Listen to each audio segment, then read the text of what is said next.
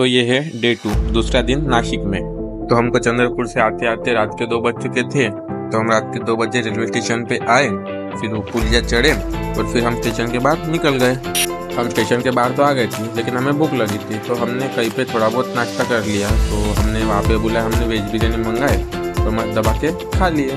पेट पूजा होने के बाद हमने त्र्यंबकेश्वर की बस पकड़ी और त्र्यंबकेश्वर आ गए। हमने सोचा था कि त्र्यंबकेश्वर जाके हमें गजानन महाराज भक्त निवास में डायरेक्ट रूम मिल जाएंगी, पर हमें तो रूम मिली नहीं। तो हमने कई जगह और ट्राई किए पर वहाँ पे भी हमें रूम मिली नहीं। तो आखिर में घूम घूम के हमको एक जगह रूम मिल ही गई। तो हमें रूम श्री स्वामी समर्थ भक्त निवास के बाजू में एक सत्संग हॉल के आश्रम में मिली, जिसका भाड़ा 100 रुपये पर पर्सन था। हॉल तो हमें पूरा मिला और हमें वॉशरूम की भी फैसिलिटी मिली, पर यहाँ पे ना तो गद्दा मिला ना तो बेड मिला। पर एक बात तो थी, यहाँ कोई टेंशन नहीं था, कोई किसी को रोक टोक नहीं थी, कुछ नहीं थी। पर हमने 50 रुपये दे के गद्दे का जुगाड़ कर लिया। हमारी ये ट्रिप पूरी बजट फ्रेंडली रहने वाली थी, इसलिए हम इतना एडजस्टमेंट में रह रहे थे। तो सफ़र से आकर मेरे सारे भाई तो थक गए, तो वो लोग आके यहाँ पे सो गए। पर मेरे को तो नींद आ रही ही नहीं थी, मुझे तो बस एक ही था, घूमने जाना है, घूमने जाना है, घूमने जाना है। तो मैं उनके उठने की राह देख रहा था।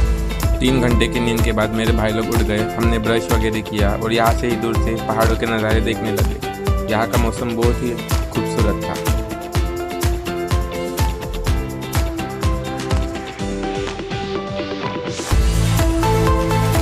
फिर हम नहा धो के रेडी हो गए। अभी हमें खाना खाने जाना था। तो हम श्री स्वामी समर्थ भक्त निवास के पास स्वामी समर्थ महाराज के दर्शन लेंगे। उसके बाद हम वहाँ के प्रसादालय में जाके खाना खाएंगे, जो कि हमें सिर्फ 30 रुपये में मिलेगा।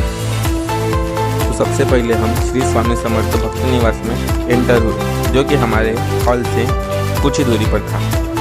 उसके बाद हम श्री स्वामी समर्थ महाराज के मंदिर में गए, जहाँ पे फिल्म की शूटिंग भी हुई थी। उसके बाद हमें दर्शन लेके खाना खाने भी जाना था। तो हमने वहाँ जाके मंदिर के दर्शन लिए, पर हम आपको आके तस्वीरें नहीं दिखा सकते क्योंकि वहाँ फ़ोटो निकालने को मनाही थी। दर्शन लेने के बाद हम प्रसादालय की तरफ खाना खाने के लिए चल पड़े। हमने 30 रुपये की पावती फाड़ी, जिसमें हमें पेट भर के खाना मिलने वाला था। तो हमें खाने में 2 सब्जी, रोटी और स्वीट मिला, जो कि खाने में बहुत अच्छा था।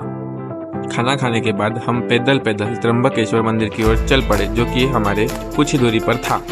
कुछ दूर चलने के बाद अचानक से बेमौसम जोर से बारिश चालू हो गई, जिसके कारण हमें वहाँ एक पेड़ का सहारा लेकर रुकना पड़ा।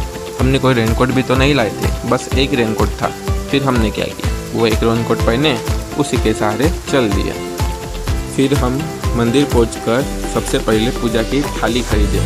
पूजा की थाली खरीदकर हम मंदिर में एंटर किए। मंदिर में घुसते ही हमें लगा कि कोई गर्दी नहीं है। हमें लगा हम जल्दी दर्शन लेके निकल जाएंगे, पर वहाँ तो भीड़ बहुत ज़्यादा थी। तो और क्या, हम भी लाइन में लग गए और राह देखने लगे। हम रास्ते में नारे लगाने लग गए।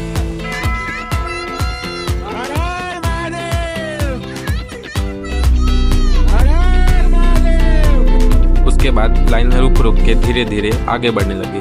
हमें 1.5 से 2 घंटा हो चुका था, हम लाइन में ही खड़े थे। मंदिर में हर जगह LED स्क्रीन के जरिए हर जगह लाइव दर्शन दिखाया जा रहा था। 4 घंटे बाद हम मंदिर के मुख्य द्वार की ओर आ गए, तो हमें कुछ तसल्ली मिली।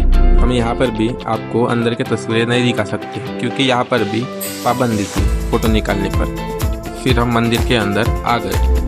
हमने दर्शन लिए, पूजा की और बाहर निकल गए। बाहर आकर हमने कई सारी तस्वीरें खींचे और रूम की ओर वापस आ गए और हमारे ब्लॉग को यही ख़त्म किया।